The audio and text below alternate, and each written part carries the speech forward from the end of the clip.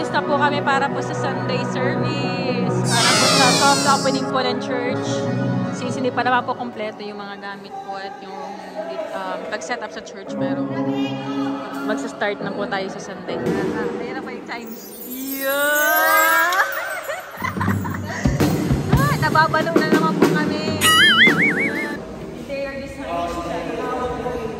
Sarap lang po. Yung interior design na tayo dito. Parang garden naman. Hi everyone! Welcome back to my YouTube channel.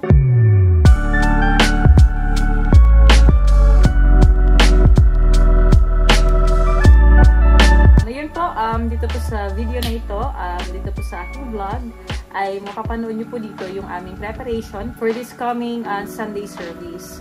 So, alam ko po marami na rin po sa inyo nakakaalam na ongoing po ang Kalingap Church or known as Kalingap Center, and praise God dahil this coming Sunday po ay doon na po gaganapin ang aming service, ang aming Sunday service. Kaya sobrang nakakatuwa and excited na rin po kami lahat. Alam ko po especially po sila Papa, sila Mama. Dahil alam po kung pangarap po talaga yung Papa, yan po yung church na talagang alam kong isinakatuparan ni Rab para sa kanyang Papa. And also para po kay Lord. And alam ko po yan po yung talaga yung prayer po nila ever since na magkaroon po talaga ng sarili church. Ayun nga po, lahat po kami sa music team ay excited na dahil dito na po kami tutugtog ngayon pong parating na linggo.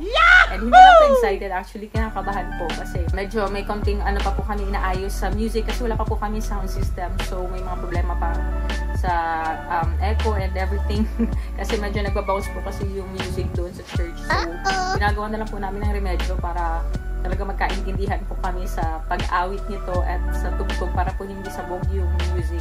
So, kailangan po namin dito ng sound system para sa equalizer and everything. Pero, alam ko po, by the grace of God, masasakatuparan po natin yan.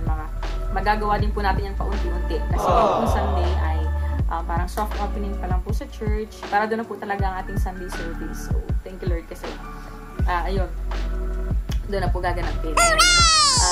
Ngayon din po ako, kinakabahan ako kasi ako po yung mag-worship lead. Sana nga po talagang madala ko po ang buong congregation sa pag-praise and worship. Ayun po, dito po sa video na ito, makapanood nyo po yung aming practice. Pero pasilip lang po ito. And also yung mga ating mga inasikaso at mga binili para sa mga ibang kailangan po sa church like curtains, ibang musical instruments. Yan po. And sana po mag-enjoy po kayo sa video na ito. So, nandito po tayo ngayon sa church and medyo rush na po yung mga ginagawa po dito kasi magsa-start na po kami sa Sunday, like soft opening, and blessing po ng church. So, mga kulang pa, like yung carpet, kulang pa po sa box. So, hindi pa po may kakabit. And syempre, mga ibang decors, hindi pa po nakakabit yung ating biniling projector. Actually, nagbili po si Pau Pau. Hello. Ay. Tapos po yun po si Pastor Rere. Nagpa-practice po kami ng ibang key.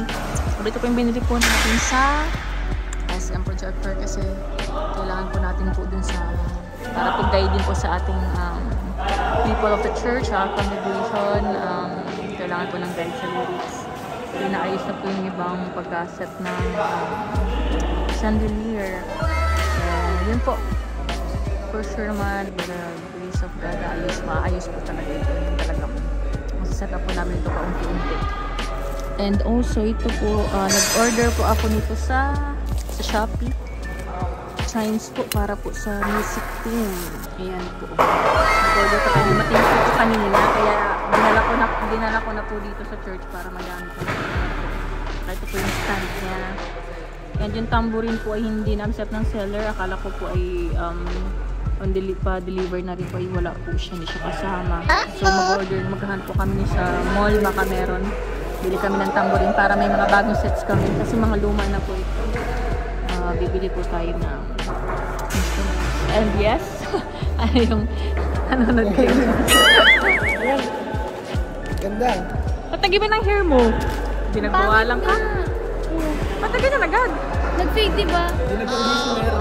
Nangyari sa hair mo? Ginagamit ko yung ano nila, yung shampoo, di mo nag-fade siya.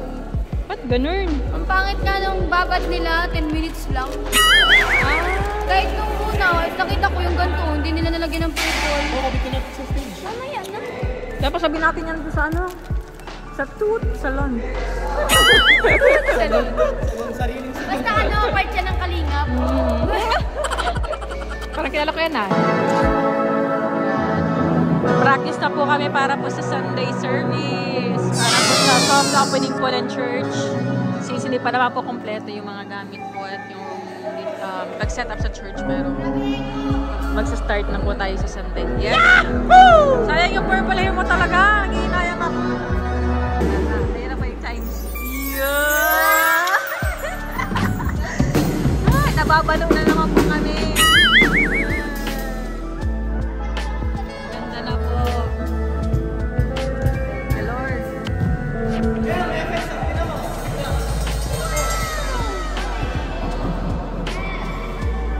So, ayun, tinutulungan po tayo ngayon ni Kuya David Vlogs. Pagsamantala po muna ganito yung ng music since wala pa yung ating equalizer, yung ating sound system.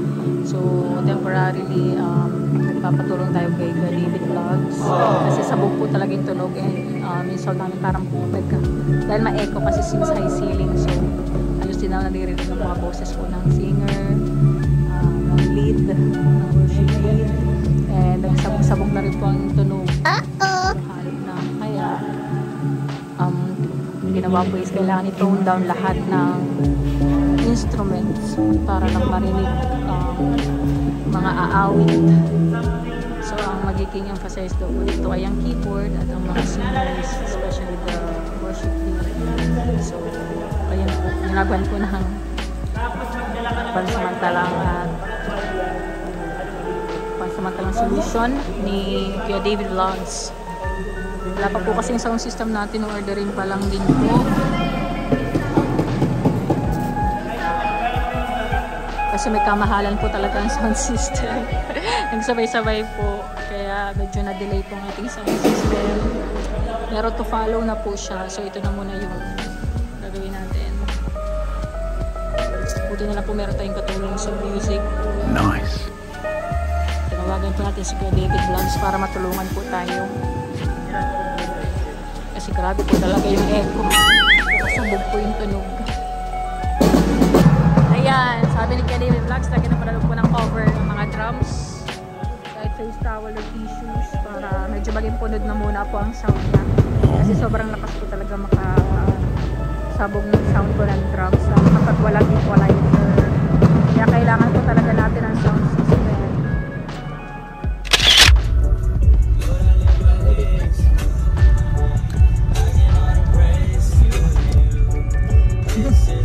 Hindi, okay lang. Nakakabahan ako. So, yan po. Naghahanap po ako ng curtain para sa church. Yan. Kailangan natin ng mahampa. Ito yung brown. Ganito siya. And kailangan natin ng 11 curtains kasi 11 natin sa windows ng church. Ganito po siya. Yan. Hindi siya kahaba. 220 centimeters. Para kasi siya yung mas madaling labanan na merong available dito. Kasi ito parang rough. Hindi siya ganun ka-dark. Mas need namin yung darker curtain. Pwede eh. Pero nga lang po, hindi na available ito. Kunti na lang ang stocks. Kailangan ko ng 11. So, try natin to. Ganito po, maroon. Since ang carpet naman po namin ay shade of red. Pero wala pa yung carpet pa na ikakabit since kulang pa daw po ang stocks ng pagbili dito. Alam nyo naman po dito sa amin, kulang lagi. Alam nyo po sa amin, mahirap magkaroon ng maraming stocks dito sa diet. Oh no! Starting time daw. So, baka ito mag-match doon sa stage. So, sana nga merong 11 nito. Para madala na natin doon at maipakabit na kayo na engineer sa mga karpentero po. Ayaw talaga. Wala tayong mahanap na mga 11. Ito na lang po yung last. Ito na yun. Na may 11. Ay, kinuha na pala. Ganito siya. Ayun, ganyan siya. Para dun sa church windows. Pero okay na to. Ayan. So, ito na. Ito lang kasi talaga yung may marami na shade na maroon. Wala na rin po sa brown. And nagbili na rin po pala tayo ng curtain rods. Ayan po. Gold. Ang ginano ko po para maganda sa church. Ayan. Sayang wala ng iba. Kahit yung mga cream. Di kasi maano kapag cream eh. Masyadong maliwanag. Kasi wala rin namang 11 na medyo light brown. Wala rin po akong makuha dito. Sayang. Pero for sure, maganda naman na pag naikabit na doon sa church.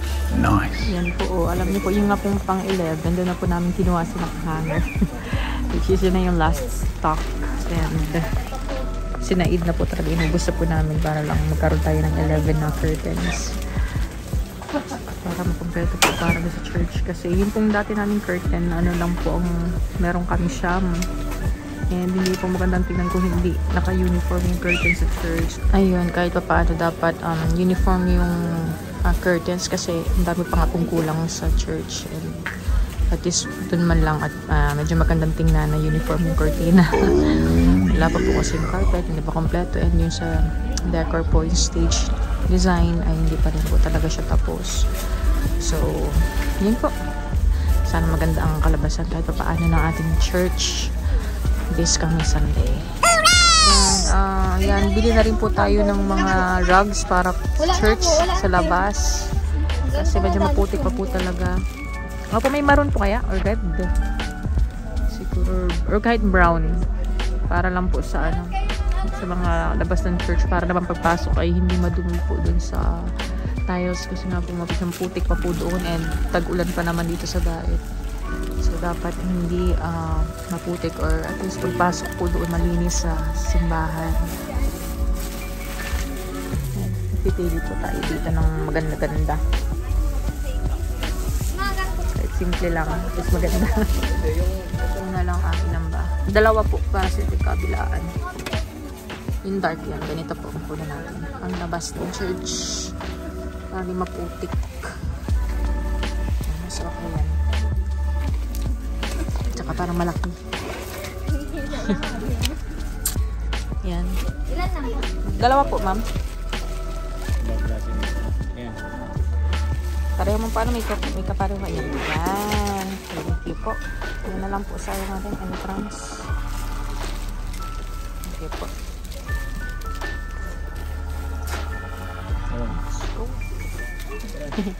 Salamat po. Opo, thank you po. Nakapili na po tayo ng mga ibang gamit para sa church. Didiretso po tayo doon pagkabayad po natin dito para maipakabit na po natin doon kina Supermac. Para at least kahit paano medyo konti na lang yung magiging kulang natin. Kasi medyo nakakalim na rin dahil tomorrow is Saturday na and kulang pa rin po kami ng mga kailangan sa church. Ayan po, magbabayad na po tayo. Ayan, nagbabayad na po tayo. Buti kasya na lang natin kaya. Yan, so nandito na po tayo sa church and magre-request na po tayo na ipakabit. Ayan po, ganda na po. Na may ipakabit na po yung mga curtains. Yan po.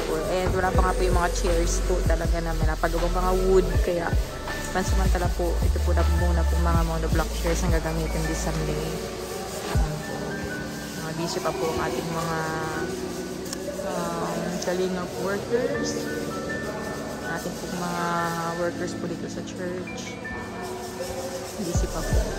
Ay, wow! Naikapit na pala yung mga doors ng CR. Saka yung sa isang mini office ata ito isa. Wow! Naikabit na. Buti naman. Malinis tingnan puti. So, ipakabit na po natin ito. So, ayan po.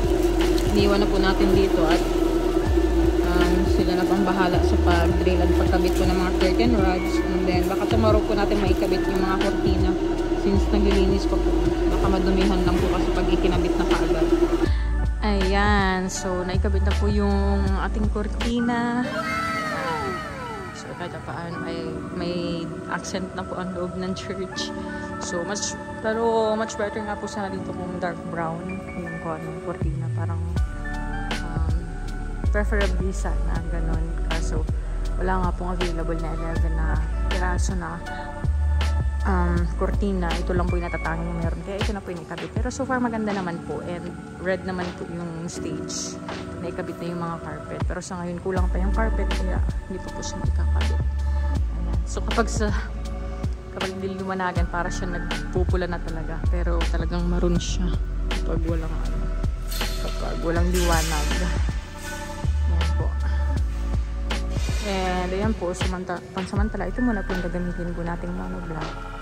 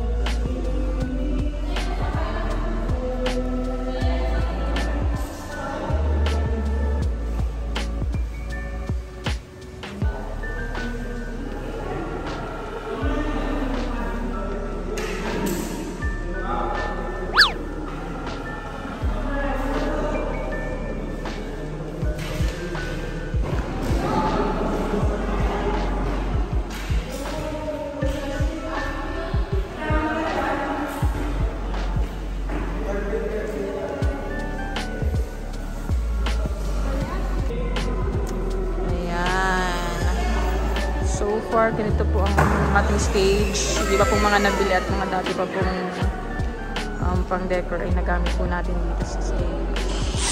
Yan po. At yung projector, sakto lang siya sa gilid. Yes!